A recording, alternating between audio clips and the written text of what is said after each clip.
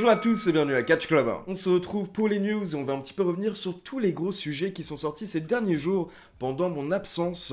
Donc on va notamment parler de Cody Rhodes, de John Cena ou encore de Mamie Rhea Ripley. Donc c'est parti, on démarre avec une news qui concerne la AEW et la WWE, car elle concerne Rey Fénix, le frère de Penta. Alors pour rappel, il y a quelques mois, le contrat de Penta a pris fin avec la AEW, ce qui lui a permis de rejoindre la WWE. Et à la base, le contrat de Rey Fénix devait prendre fin en même temps que celui de Penta, sauf que pendant son run à la AEW, Rey Fénix était blessé pendant plusieurs mois, donc au final, quand son contrat devait prendre fin, la AEW a prolongé son contrat de plusieurs mois. Et donc Penta, qui s'est retrouvé agent libre, a pu signer à la WWE, mais pendant ce temps, Rey Fénix doit toujours attendre. Il était sous contrat avec la AEW, mais il n'était pas utilisé, sachant qu'il voulait quitter la fédération. Et au final, on vient d'apprendre durant la semaine que Tony Khan a décidé de libérer Rey Fénix de son contrat, comme il l'avait fait il y a quelques semaines avec Ricky Starks, Miro et Malakai Black. Donc dorénavant, et ça a été confirmé par plusieurs médias américains comme Fightful,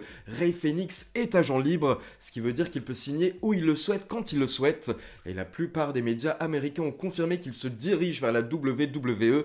Il va signer avec la fédération de manière imminente, et la WWE serait déjà en train de bosser sur du merchandising pour Rey Fénix. Donc au final, tout est bien qui finit bien pour les deux frères Penta et Rey Fénix. Maintenant, la grande question, c'est quand Fénix va rejoindre la WWE, est-ce que vous souhaitez voir les deux frères à nouveau en équipe, ou est-ce que vous préférez qu'ils restent chacun en solo? Perso, je préférais les voir chacun en solo de leur côté, parce que je pense que Penta peut devenir un très gros nom de la fédération, et Fénix de son côté peut enchaîner les matchs et les rivalités qui vont impressionner le public. On enchaîne avec une rumeur qui nous vient du média américain Body Slam, qui a déclaré il y a quelques jours que d'après leurs sources, la WWE va produire un nouveau show 100% féminin, WWE Evolution. Donc ce serait la deuxième édition qui aurait lieu cette année, le 5 juillet 2025, au Mohegan Sun dans le Connecticut. Alors comme d'habitude, il est précisé que les plans peuvent changer au dernier moment, mais en tout cas à l'heure actuelle, WWE Evolution serait bien prévu pour le mois de juillet 2025. Et à côté de ça, petite précision par rapport au PLE en Arabie Saoudite, il y a quelques semaines, la WWE a confirmé que cette année, il y aura uniquement un show en Arabie Saoudite, un PLE en Arabie Saoudite, mais par contre, on en aura 3 en Arabie Saoudite en 2026, dont le Royal Rumble. Et justement, on va continuer avec l'Arabie Saoudite, car il y a quelques jours, le groupe TKO, qui est donc la maison mère de la WWE et de l'UFC, a annoncé qu'ils vont se lancer dans la boxe en partenariat avec le gouvernement saoudien. Donc l'Arabie Saoudite et le groupe TKO vont lancer leur propre fédération de boxe. Et pour info, c'est l'Arabie Saoudite qui va financer le projet.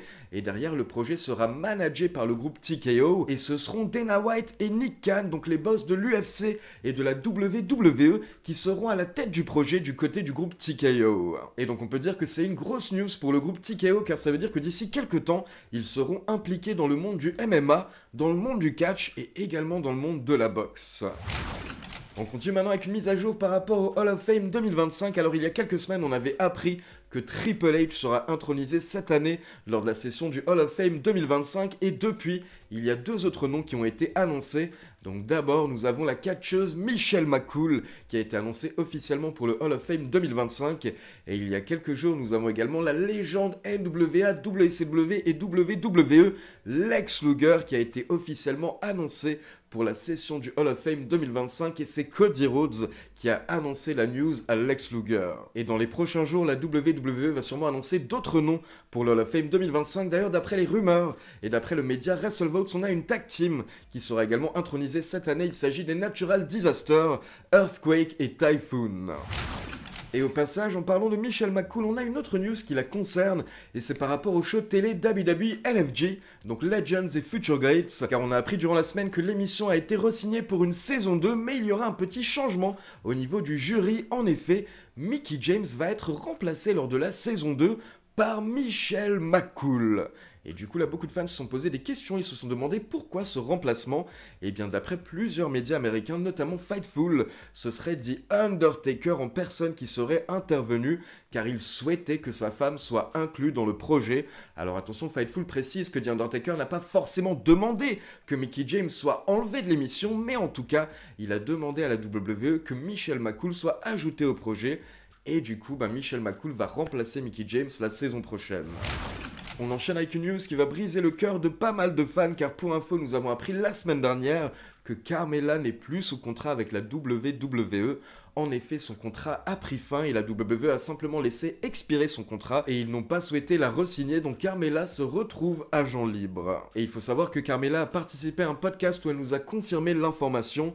Elle nous a également fait comprendre qu'elle n'était pas très contente de la manière dont ça s'est terminé avec la WWE. Selon elle, il y a eu des problèmes de communication et elle a également l'impression qu'elle a été un petit peu laissée de côté tout simplement parce qu'elle était enceinte. Donc elle trouve que son traitement est un petit peu injuste. On continue avec une rumeur du côté de NXT, car pour info, mardi prochain, lors de NXT Roadblock, on a un méga match championne contre championne avec Stephanie Vaquer, la championne nord-américaine, contre Julia, la championne NXT, avec les deux titres qui seront en jeu. Et donc beaucoup de personnes se demandaient pourquoi est-ce que la WWE a booké ce match. Eh bien d'après les médias américains et notamment d'après le Wrestling Observer, ce serait en fait parce que Julia serait blessée. Alors attention, le Wrestling Observer n'a pas vraiment de détails, mais il précise en gros que la blessure de Julia n'est pas trop grave, mais elle va tout de même avoir besoin d'un petit peu de temps afin de se soigner. Et ce serait donc pour cette raison qu'on a ce match championne contre championne, afin que Julia perde son titre pour pouvoir s'absenter et se remettre un petit peu de ses blessures. Maintenant, je le reprécise, c'est une rumeur, donc comme vous le savez avec la WWE, on ne sait jamais. Peut-être qu'ils vont nous surprendre mardi soir lors de NXT.